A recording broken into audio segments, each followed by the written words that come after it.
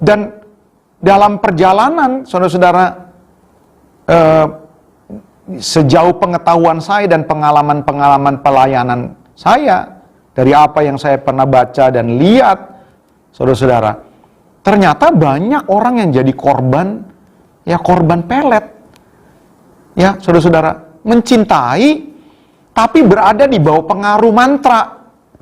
Saudara-saudara, seperti guna-guna. Guna-guna itu bisa juga karena mantra. Seperti itu.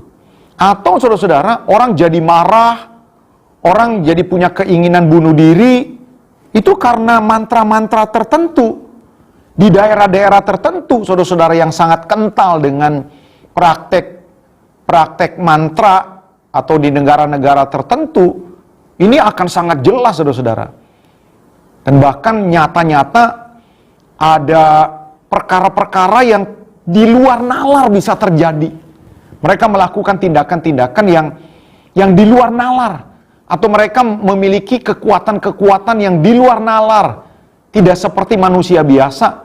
Misalnya ya saudara-saudara, ditusuk, dipotong pakai benda tajam, tidak mempan.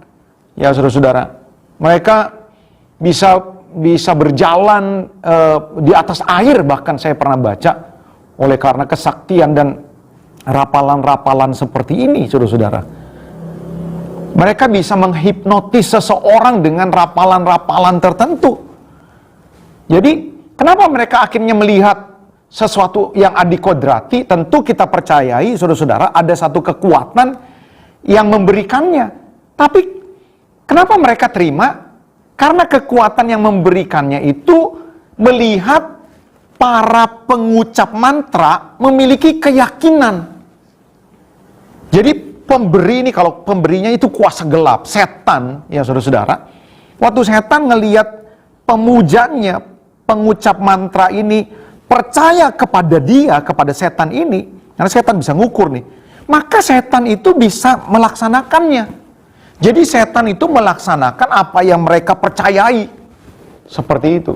Nah sayangnya saudara-saudara, hal yang sama sebenarnya saudara-saudara, ini adalah kebenaran yang sudah disampaikan.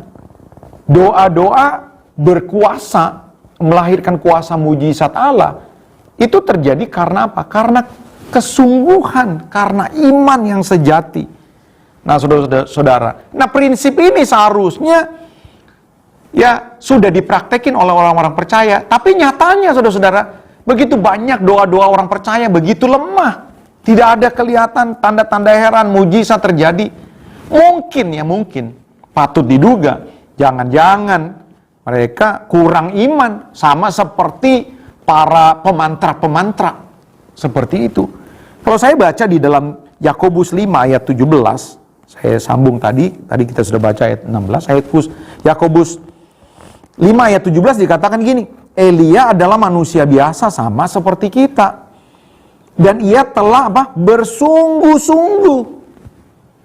Dia percaya, bersungguh-sungguh berdoa. Dan akhirnya apa? Terjadi mujizat. Bahkan di dalam surat yang sama saudara-saudara, Yakobus ini pasal yang pertama, Yakobus 1 ayat 6 dan ayat yang ke-7 dikatakan gini. Hendaklah ia memintanya dalam apa? Dalam iman. Dan sama sekali jangan bimbang. Sebab orang yang bimbang sama dengan gelombang laut yang diombang-ambingkan kian kemari oleh angin. Orang yang demikian janganlah mengira bahwa ia akan menerima sesuatu dari Tuhan. Bapak Ibu saudara-saudara dimanapun saudara berada, memang kita sedang waspada terhadap mantra. Ya saudara-saudara, salah satu kekuatan mantra terjadi karena keyakinan. Tapi saudara-saudara ingat nih, sekaligus kita diingatkan, kalau orang di luar sana yang percaya kepada mantra, dan mereka dapat mujizat dari setan. Saudara-saudara, berapa banyak di antara kita ini sebagai orang yang menyembah kepada Allah pemberi kuasa, saudara-saudara, tapi ternyata kita tidak betul-betul percaya dengan iman ketika kita berdoa. Ya saudara-saudara, waktu Petrus berjalan di atas air, ya di dalam perjalanannya Alkitab berkata bahwa ketika dia mendengar tiupan angin dan gelombang yang ada di sekitarnya, tiba-tiba dia goyah, jatuh dia, dan hampir tenggelam. Lalu dia berseru kepada Tuhan, supaya Tuhan Yesus menolong Petrus. Lalu Tuhan mengambil tangannya dan mengangkat Petrus sambil ngomong apa, saudara? Engkau orang yang kurang percaya. Jadi saudara-saudara, ingat nih, apa persamaan doa dengan mantra? Yang pertama, jelas, ini berkaitan dengan sebuah permohonan. Permohonan. Sama seperti kalau kita berdoa kan, kita juga memohon. Dan memang Alkitab suruh kita meminta, memohon. Yang kedua, apa yang sama? Yang sama adalah soal iman. Ketika orang melakukan jampi-jampi, mantra-mantra, rapalan-rapalan, mereka betul-betul memiliki keyakinan, saudara-saudara. Dan kita lihat kuasa yang adikodrati yang datang dari setan itu terjadi, saudara-saudara. Ya, sama seperti kita, seharusnya kita berdoa dengan iman. Nah, saudara-saudara, kita masuk ke bagian yang lebih dalam. Apa itu, saudara-saudara? Nah, bagaimana kita bisa membedakan bahwa kita sedang berdoa, tapi bukan menjadikan doa kita adalah mantra. Bukan menjadikan doa kita adalah rapalan. Nah, bagaimana? Di mana letak perbedaan antara doa dan mantra? Saudara-saudara, saya ingin katakan kepada saudara-saudara, kita belajar ya dari doa yang diajarkan oleh Tuhan Yesus. Kita bersyukur, saudara-saudara, Tuhan Yesus mengajarkan satu doa yang kita kenal, doa Bapa kami. Saudara-saudara, ternyata walaupun doa Bapa kami ini bisa didoakan dalam waktu ya kurang lebih 1 menit atau 2 menit kurang, tapi memiliki makna yang sangat luas. Doa Bapa kami ini bisa juga dijadiin mantra. Ya, doanya diulang-ulang, Bapa kami di dalam sorga, dikuduskanlah namamu, ya, dan seterusnya diulang lagi. Ini bisa saja jadi mantra atau doa-doa yang lain. Tapi saudara-saudara, nah, mari kita belajar dari apa sih esensi dari doa yang diajarkan oleh Tuhan Yesus yang menjadi pembanding bahwa kita terhindar dari doa-doa yang kita lakukan seperti kita melakukan rapalan-rapalan seperti itu. Yang pertama, saudara-saudara, apa makna doa yang sesungguhnya yang Alkitab katakan belajar dari doa Bapa kami? Yang pertama, saudara-saudara, doa ternyata bukan sekedar minta. Nah, ini bedanya dengan mantra. Mantra itu melulu soal apa yang diingini. Ingin sembuh, ingin untung, ingin menjatuhkan orang, ingin mencelakakan orang. Ya, saudara, semua berkaitan dengan permintaan, saudara-saudara. Tapi makna doa seperti yang Alkitab katakan bukan sekedar permintaan, walaupun dalam doa diajarkan kita untuk meminta. Ya, seperti tadi yang pada awal kita sudah dengar. Yang pertama, doa bukan sekedar permintaan. Bukan sekedar rentetan isi ya semua permintaan, daftar semua kebutuhan-kebutuhan. Bukan, saudara-saudara. Doa adalah berisikan hubungan, saudara-saudara. Doa itu bicara tentang kedekatan. Supaya apa? Supaya kita mengenal Tuhan. Setelah kita mengenal Tuhan, kita akhirnya bisa seirama, sejalan, segelombang dengan keinginan Tuhan. Makanya saudara-saudara, Tuhan Yesus mengajarkan kita apa? Kalau kamu berdoa begini, Bapa kami yang ada di dalam sorga. Saudara-saudara, sebutan Allah, sebutan Tuhan,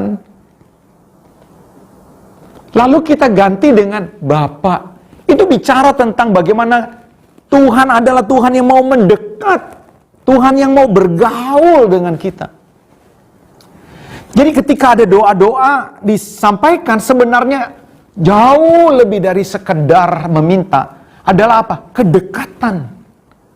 Kalau saudara baca di dalam Hosea pasal yang ke-6 ayat yang ke-6, dikatakan Allah itu ya mencintai pengenalan akan Tuhan lebih daripada korban.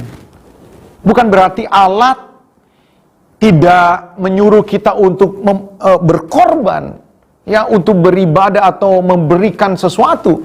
Tapi saudara-saudara, berapa banyak orang-orang melakukan ritual tanpa kedekatan dengan Tuhan.